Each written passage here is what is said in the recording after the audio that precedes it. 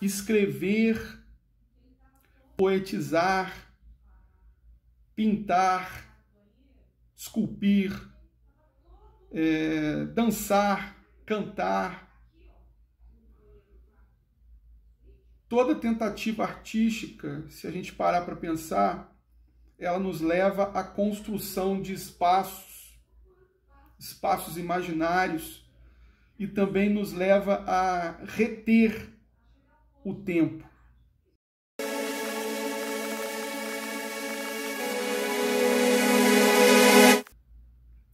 Olá, bom dia, boa tarde, boa noite. Bem-vindos ao Literatura Voa. Hoje nós vamos continuar as reflexões feitas sobre o livro, ou melhor, o capítulo escrito pelo Daniel Arassi, que se encontra no livro dele intitulado Nada se Vê, publicado aqui no Brasil pela editora 34. O título do capítulo é O Olhar do Caracol. No último vídeo nós tivemos uma interrupção ali por conta de problemas técnicos. Isso não interessa, mas vale dizer porque o canal aqui ele é bem faça você mesmo, e os imprevistos acontecem, não é verdade? Mas olha que interessante a gente constatar, né, que naquele momento ali em que paramos, havia uma indagação interessante sobre a questão da construção daquela imagem ali feita pelo Francesco Del Cossa, aquele quadro intitulado Anunciação. Nós estávamos justamente entrando num momento crucial do texto do Arassi, em que ele fala desse quadro, em que ele fala do caracol que está inserido ali misteriosamente no quadro, o caracol que está bem ali embaixo, na extremidade direita, para quem olha. E a pergunta que a gente se faz, a pergunta que o Arassi faz aqui no texto, o que esse caracol representa, o que ele está fazendo ali, enfim. Então eu estava falando com vocês sobre uma espécie de quadrilátero que se estabelecia ali, o quadrilátero envolvendo 4 signos ali presentes. A imagem ela é bastante suntuosa, os personagens se encontram numa construção arquitetônica que remonta ao classicismo, inclusive porque tem ali no seu centro uma coluna, vamos colocar assim, greco-romana, e essa coluna é muito importante, porque ela também captura o nosso olhar.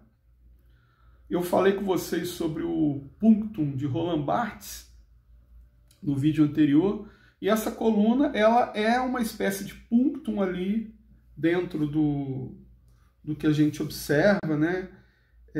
Essa coluna ela perfura, ela fere, ela alfineta, ela é pungente, tudo isso dentro da noção que o Roland Barthes ele estabelece para nós no Câmara Clara acerca da fotografia e dos elementos da fotografia que acabam por seduzir o nosso olhar, até de forma inesperada. Aqui na pintura isso também acontece.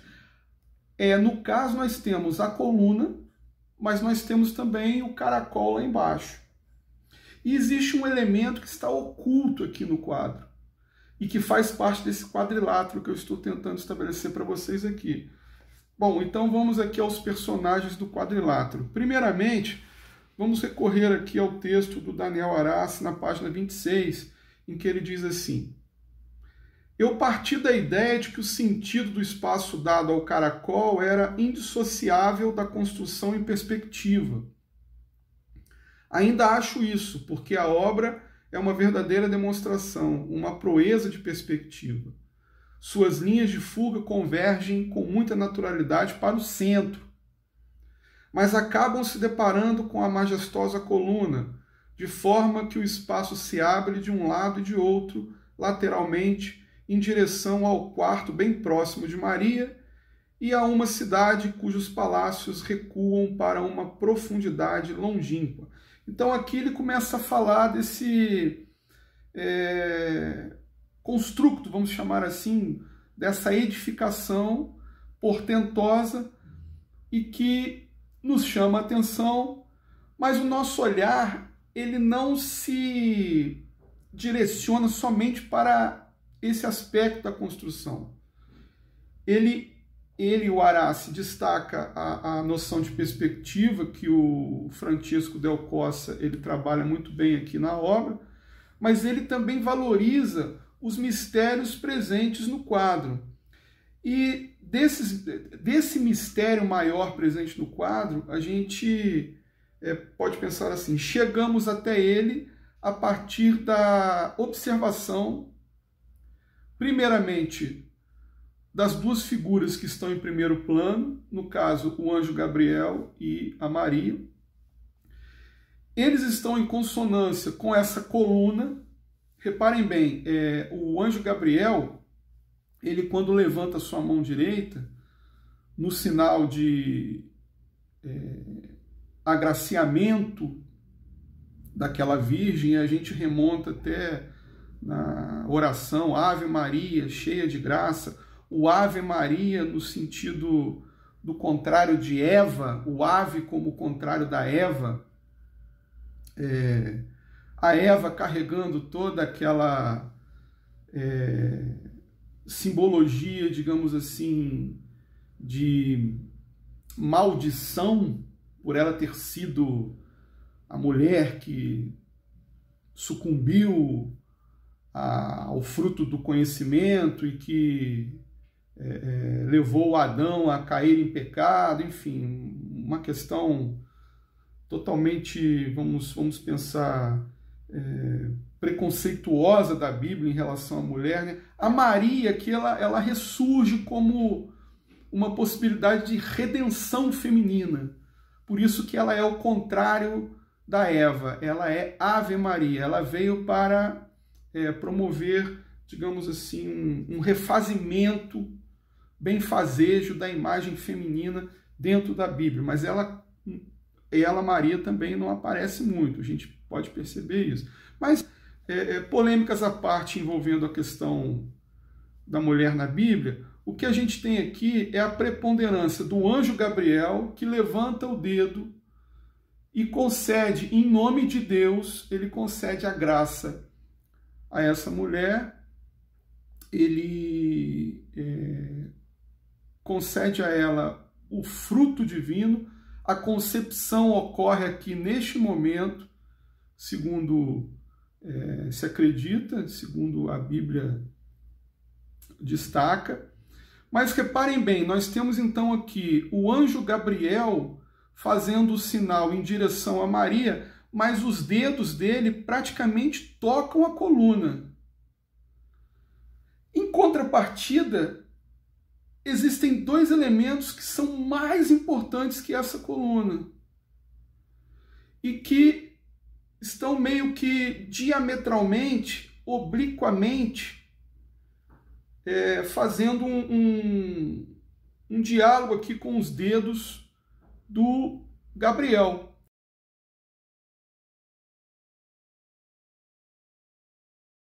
Então, na extremidade inferior, a gente nota a presença do caracol, né?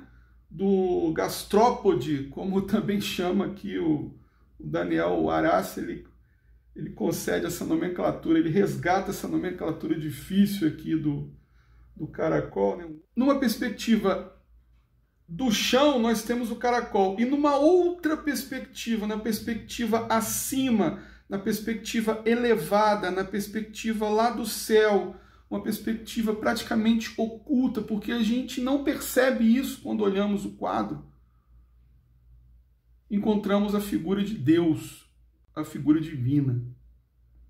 Olha que interessante, gente. Olha que questão assim enigmática que se apresenta para nós, né? Então vamos aqui mais uma vez a leitura aqui de um trecho do que o Horácio escreve. Ele vai nos contextualizando ao longo do texto, ele vai oferecendo a nós elementos para uma interpretação da obra, mas ele ele pega na nossa mão, mas ele não controla as nossas sensações, as nossas observações. Ele não é o dono da verdade, ele pura e simplesmente está revelando alguns elementos aqui do quadro para a gente poder pensar junto com ele, né? Então a gente pode perceber que essa coisa da Trindade Santa, né? Pai, Filho, Espírito Santo, isso está aqui no bojo da discussão, na questão das imagens também. Olha o que ele fala aqui, né? A mão do anjo explicita a coluna, mas não somente ela, é o que eu acabei de dizer para vocês, né? Ao mesmo tempo que benze a Virgem, ele indica a presença majestosa e misteriosa do Divino. Então a gente tem ali o Pai, Filho e Espírito Santo. O Pai está lá no céu e ao mesmo tempo está no chão, porque o caracol ele também passa a representar essa figura divina que é Deus. O Filho já se encontra no ventre de Maria e o Espírito Santo rondando a cena toda, e podemos até pensar que o próprio anjo Gabriel ele tenha essa responsabilidade de representar esse Espírito Santo. Então se configura uma trindade dentro do quadrilátero. E mais para o final aqui da página 27, ao eixo que liga obliquamente em profundidade e de baixo para cima, Gabriel, sua mão direita, a coluna, Maria, não corresponderia um outro menos manifesto que, igualmente através da coluna e da mão do anjo, ligaria o caracol a um elemento que, situado em profundidade no alto do quadro, contribuiria para explicitar o sentido do gastrópode. Você não está enganada. Eu também não acredito na geometria secreta dos pintores. Dando um salto aqui, nunca se sabe. Ora, qual não foi minha surpresa, como se diz, quando constatei que, efetivamente, o eixo caracol, mão do anjo, sobre a coluna, quase conduzia meu olhar à figurinha de Deus Pai no céu.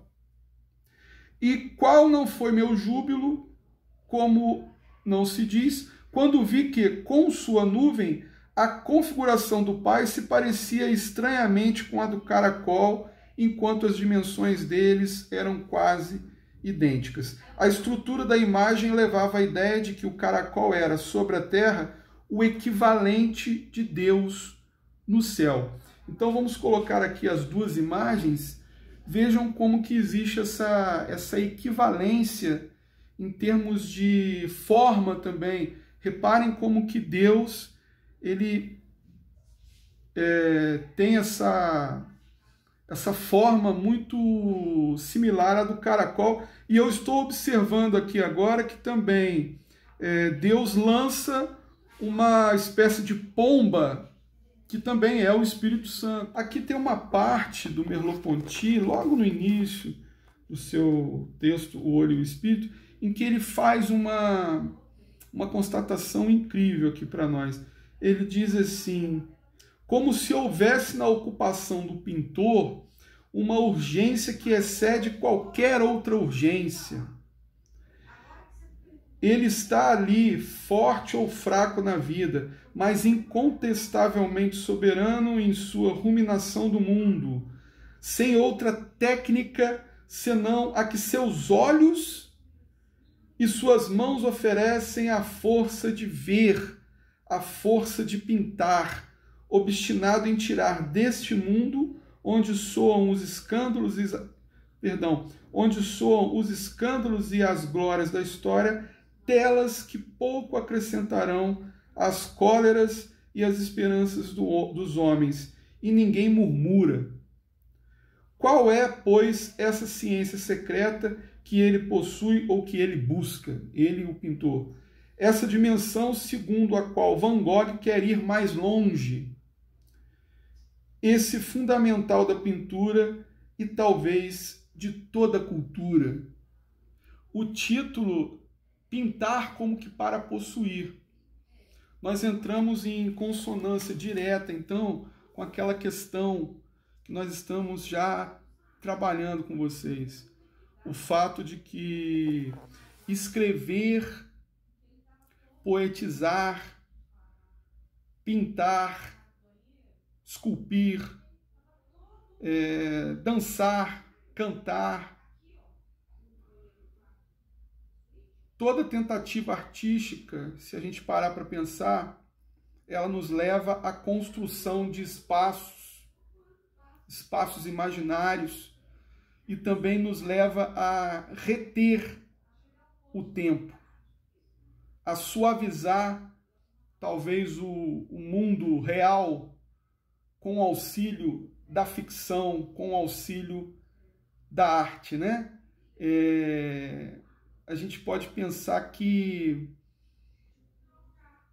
na contemporaneidade isso se tornou uma questão filosófica, mas o Fernando Pessoa ele diz muito bem, é melhor sentir, pensar é errar, sentir é criar. Então toda a nossa tentativa aqui vai nesse sentido.